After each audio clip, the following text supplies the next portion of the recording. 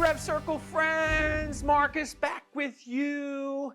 And we continue down this road of earning more trust because we're willing to talk about, we're willing to show, we're willing to sell in a way that no one else in our space is willing to do. And that's what's beautiful about being in the B2B space, is because many in this space, from a sales and marketing perspective, are resistant to doing things differently than they've been done before. In this lesson, I want to discuss with you the types of content that your sales team needs right now to close more deals. Now, if you've read my book, They Ask You Answer, you've heard about what we call the Big Five. Now, the Big Five really run the economy. When I say they run the economy, these are the 5 subjects that we want to research as a consumer or as a buyer. So it doesn't, actually, we've clearly seen the trends. It doesn't change from B2B in terms of what these 5 are. B2B, B2C. 5 fundamental subjects that we want to understand before we reach out to a salesperson. And if you've seen previous lessons, we've talked about how there's this shift towards seller free, and I don't want to talk to a salesperson until I'm good and ready. Well, what do they need in order to feel like they're good and ready? And along those same lines, if you're producing content as an organization, how can you get more bang for your buck? And how are you going to get your sales team excited to integrate that content into the sales process? Well, of course, we've got to be addressing the questions that our buyers want, the subjects that they want to know, what they're going to be researching, what they're going to be asking us about. This is how we shorten the sales cycle and increase closing rates. So what are these 5 subjects? Here they are. Some of them are going to be no surprise whatsoever, especially if you've been watching some of our previous lessons. Number 1, as buyers, we want to understand all things to do with cost, budgeting, pricing, etc. What's going to dictate it, what's going to drive it up and down. We want to be informed when it comes to pricing about that particular product or service in the industry. We don't want to feel like we're getting ripped off. Okay, so boom, number 1, price, cost, etc. Number 2 of the Big 5, problems. Problems/negatives.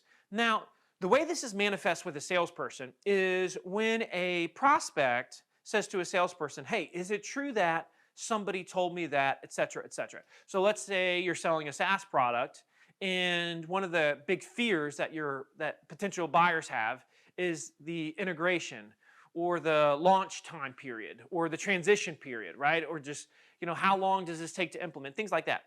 These are potential negatives or scary subjects to address, but these are the first ones we should be addressing, especially from a marketing side, so as to ease the worries, if you will, of the prospect, so that they're more inclined to talk to sales, and so that by the time they're ready to talk to sales, they feel like, okay, I understand how this process is going to work.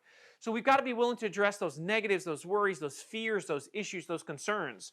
Those all fall under the umbrella of problems. So I want you to brainstorm those problem-based questions, lean into them. It's magic what you can get out of that. Okay, so cost questions, searches, etc. Problems, questions, searches, etc. Number 3, comparisons. Think about how many times your sales team has been asked to compare your product versus another product, your method versus another method, your service versus another service, this option versus that option. And it could be 2 things that you sell, right? This tier versus that tier versus that tier. I mean, there's so many different comparisons that we make online, so many comparison questions that we ask all the time, and just think about all the times you've gone online and you search versus or compared to or whatever that might be. We know this is prolific in the B2B space. And so if this is the case, and it is, it takes the mindset of, okay, we've got to be willing to talk about these things. Now, whenever we compare ourselves versus any other product, any other service, we don't want to talk about the negatives. We want to stick to the facts, but we want to give them clear factual differences so that they essentially feel like, okay, you're giving me the ability to choose. So we never want to say something is better than something else. We want to say, okay, so here's the facts. Here's potentially who it's for. Here's potentially who it's not for. Now, essentially, you decide. But that's the 3rd of the Big 5, which is comparisons. It's huge. It's very, very important that our content that we produce from a marketing side is aligned with that. And therefore, the sales team can use that, once again, in their assignment selling that we talked about in previous lessons. Okay, so once we've gotten through comparisons, now let's talk about reviews. We know reviews are huge. Reviews for products, for services, for companies, big time. Now, we've got to produce review content On the marketing side, because we know people are searching it, we also know that they want an unbiased review. They're going to ask the salespeople potentially for case studies, for reviews. So once again, this is symbiotic, this type of content. The key, though, to review-based content is that you always want to talk about who it's for, who it's not for. And this is showing both sides of the coin. This is what's going to make someone feel like it's honest, it's transparent, it's trustworthy. But too often, if a company's reviewing their own product services, it's like, here's why it's awesome, here's why it's amazing, here's why it's wonderful. That's not going to win the day.